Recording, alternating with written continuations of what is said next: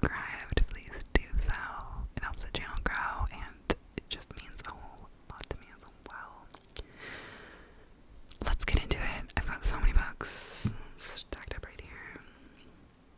Let's do it. I'm gonna go in chronological order because that's how it makes sense to my brain. The first book that I read, I'm pretty sure that I've mentioned. It took me a long time to read. It's a memoir. I often feel like memoir really takes me a long time to read because I just want to absorb, all the juicy nuggets of wisdom that other people have learned in their lives. I want to take appropriate time to absorb it all. So, yes, this memoir is by a professional runner named Fleshman. The book is called Good for a Girl, and it is a memoir about her experience as a young female athlete, and kind of is also like a manifesto for how coaching young female athletes needs to change. And now if you're not into sports or not into running or anything that I've just said has put you off of this book, I was also not super interested in it when I was first introduced to this book. A friend told me about it and she was like, yeah, it's about this runner, professional runner. I was like, I don't know, running has never been my sport. Running is the part of the sports that I've played that I will begrudgingly do. And so, I initially was not gung-ho on reading it, but my friend invited me to go see Fleshman speak, and after hearing her speak, I was so inspired. She spoke with such vulnerability about her experiences as a female athlete, and she talked about a lot of things that I had never considered, even though I spent almost the entirety of my young life playing multiple sports pretty competitively. And I found the book really validating. She spoke to a lot of experiences that I had had as a young female athlete, and I just felt like I was reading future me reflecting on my own experience. Do you know what I mean? It felt very relatable to me. A lot of her kind of thesis about the coaching of women and girls needing to be different than it is right now revolves around the fact that we expect women and girls in sports. Also, sidebar, she uses a lot of binary language in her book, and she addressed that both at the reading and also she addresses that in her book as well. When I talk about young female athletes, I mean young athletes who get a period. And in any case, so she talks about how people who get periods, their hormonal cycle is such that they experience this kind of plateau right around the beginning of college, 18, 19, 20, and it's a normal hormonal thing for you to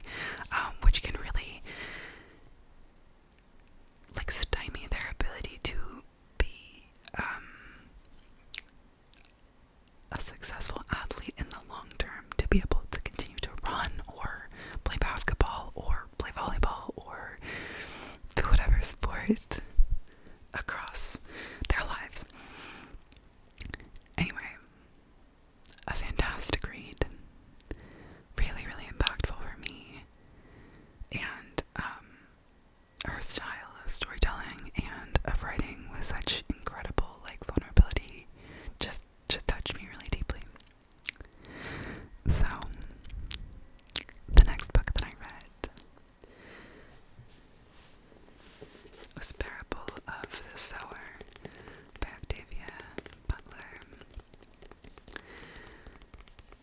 This is the first book by Octavia Butler that I'd ever read, and I was really looking forward to it. This book was heavy. It takes place in 2025 is when the book begins. 2024 maybe. And it was written in 1993, I think. And it's very unsettling that it takes place in 2024, or starts in 2024, because the world that Octavia Butler speaks of is so vastly different from our world right now, and yet so eerily the same. Like, it is at once unrecognizable and also just like literally the state of our world right now. And that is just like such an unsettling line to like sit on. So I'll read you the back. It says, "We are coming apart. We're a rope breaking a single strand at a time. America is a place of chaos where violence rules and only the rich and powerful are safe. Lauren Olamina, a young woman with the extraordinary power to feel the pain of others as her own, records everything she sees of this broken world in her journal.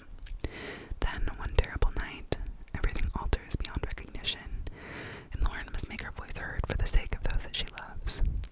Soon, her vision becomes a reality, and her dreams of a better way to live gain the power to change humanity forever. All that you touch, you change. All that you change, changes you." This is a quote from Gloria Steinem on the back, and it says, "If there's one thing scarier than a dystopian novel about the future, it's one written in the past that has already begun to come true. This is what makes Parable of the Sower even more impressive than it was when first published." Yeah. It was a really gripping story. It did make me very anxious the whole time that I was reading it, but it was a very good read. The main character, Lauren, you meet her when she's a young teenager, and the story spans several years, and she is kind of coming to terms with the world that she lives in, kind of gaining consciousness of the fact that it's really messed up, and she begins to create this kind of religion-ish that she calls Earthseed. And she, how do I explain?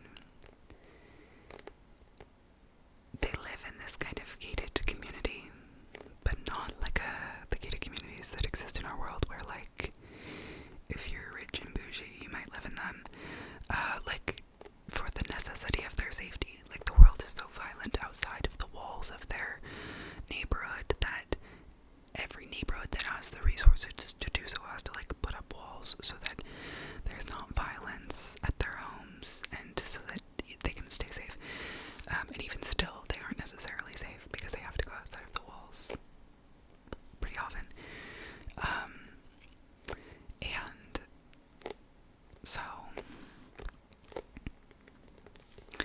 she ultimately at some point is forced to leave the neighborhood that she lives in, this community, and set off on her own, essentially, and kind of begins to create this community, yeah, it was I feel like I'm not really doing justice of describing what this book is about. It's kind of there's aspects of kind of like a hero's journey. Like, she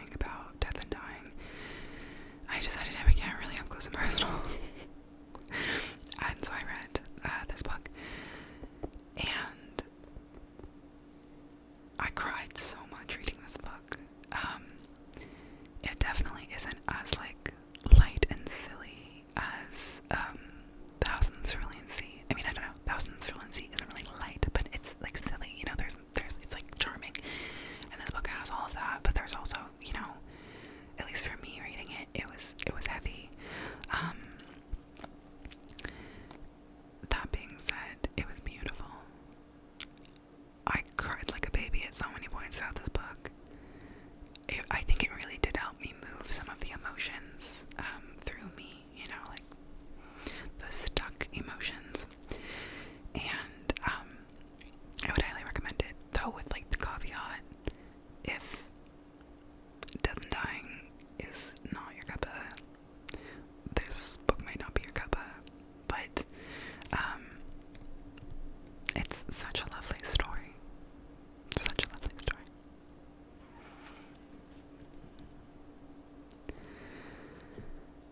This book also sat pretty heavily with me, so then I was like, I need to read a fun romance. So then I read Maybe Up the Lake by Carley, which was cute. It was cute. It is a book that flashes between the present and the past. The main character is, I'll just read you the back. Fern Brookbanks has wasted far too much of her adult life thinking about Will Baxter. She spent just 24 hours in her early 20s with the aggravatingly attractive and idealistic artist, a chance encounter that spiraled into a day-long adventure in the city. The timing was wrong, but their connection was undeniable. They shared every secret, every dream, and made a pact to meet again 1 year later. Fern showed up. Will didn't. At 32, Fern's life doesn't look at all how she once imagined it would. Instead of living in the city, Fern's back home, running her mother's lakeside resort, something she vowed never to do. The place is in disarray. Her ex-boyfriend is the manager, and Fern doesn't know where to begin. She needs a plan, a lifeline. To her surprise, it comes in the form of Will, who arrives 9 years late, suitcase in tow and an offer to help on his lips. Will may be the only person who understands what Fern's going through, but how can she possibly trust this expensive, suit-wearing mirage who seems nothing like the young man she met all those years ago? Will is hiding something, and Fern's not sure she wants to know what it is. But 10 years ago, Will Baxter rescued Fern. Can she do the same for him now? Oh, it was so good. It was so good. It was a very good summer read. Like, highly recommend. Yeah, it was a very sweet story. It revolved around music, surprisingly, which I love. I made a whole playlist that is just for this book because it was transporting me. Oh god, like, it's just, I think a lot of people, many people, maybe I should just speak for myself, there are people in my life who I have those kind of like what could have been thoughts about, you know? And this book just like plays that out so beautifully, but like so realistically as well. Like, it isn't just like dream, he's back and we're in love, you know? Like, it really feels like real life, even though the kind of like setup of the story feels very fantastical. And I enjoyed it so much. After that, I read The Swimmers by Otsuka. This book was surprising. I picked it up in a little free library because one of my friends had mentioned reading it. And I'm fascinated by this book. So the first half of it, it's almost like a series of short stories, but they're all connected. And I know one of them was published as a short story before she published the whole book. The first half of the book is a story about a pool. And it's almost like reading a transcript of a documentary about this pool and the people who swim there. And then suddenly one day the pool develops a crack in the bottom of it, and chaos ensues in that all the people of the pool are have such a different relationship to the crack, and they're all trying to figure out why this crack is formed. And then the crack gets bigger, and then there's another crack, and ultimately they have to close the pool. And then the story shifts to talking about a woman named Alice, and she has been mentioned previously in the story about the pool, and it is a story about her life and her experience with dementia, and how the kind of the book connects, or the description of the book kind of connects the pool closing with her like her descending deeper into her dementia. But in reading the book, that didn't really feel like the way it connected to me. But it was a fascinating book. It was so heart-wrenching, so painful, and also so weird and like witty and almost kind of funny and quirky to read. I think it kind of touched on that like multifacetedness of every experience that we have in life, where at once it can be so funny and goofy and weird and really sad, and where you can kind of experience every emotion. I think it did that really beautifully. The final book that I have to share with you is A Court of Thorns and Roses by Sarah J. Maas. I was peer pressured. I did it. Mostly because my hold on the audiobook came like up. Like I was the person I was the next person in line. I got it. And I started listening to it while I was doing a bit of work, and it was really like the perfect soundtrack to be doing the work that I was doing. And yes, I enjoyed it. I love the world building. I love the story. I love all of the characters except for the main character, Vera. Oh my lord, this woman is so annoying, so helpless, so like so many points in the book I was just like, girl. That being said, the world that Sarah J. Maas creates just pulls you in. I felt reading this book the way that I have not felt since I read Harry Potter as a child. I didn't even finish Harry Potter as a child, let's be clear. I mean, I liked it, but it freaked me out. I was too scared. And so I didn't finish it. Anyway, that's the thing about me. But, you know how I just have this really visceral feeling of like reading Harry Potter, and then they were building this world of like Hogwarts that you started to understand, and like it just like pulled you in. And that's how I felt about A Court of Thorns and Roses as well. The world she creates is so fascinating. It's so interesting, intriguing. The world of Prithian. I just got A Court of Mist and Fury, right? That's the next book. And my hold just came up for the audiobook. I said it was going to be like 16 weeks. Wait. And then it said like 2 weeks later, they said your audiobook is ready tomorrow. And so I did. I have not started it yet though. Because I just started. Well, I didn't just start.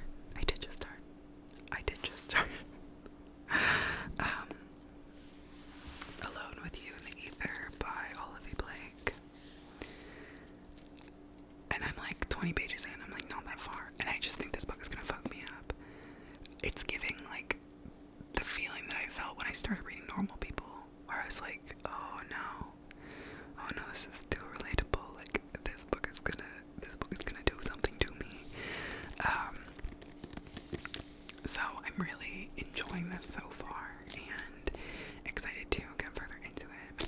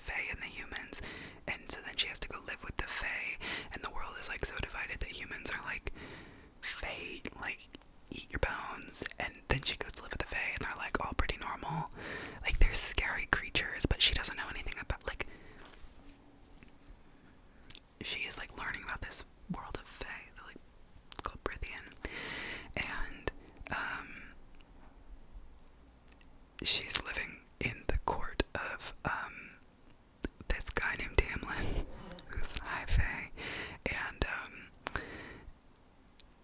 oh my god, who's the other person who's in the court with Tamlin?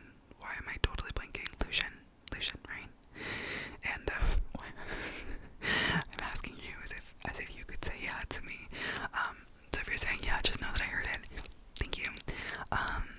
Yeah, and she's like living like, yeah, but she kind of she's so annoying. It's like hard to tell the story without just being like, and she's annoying. So yeah, she's like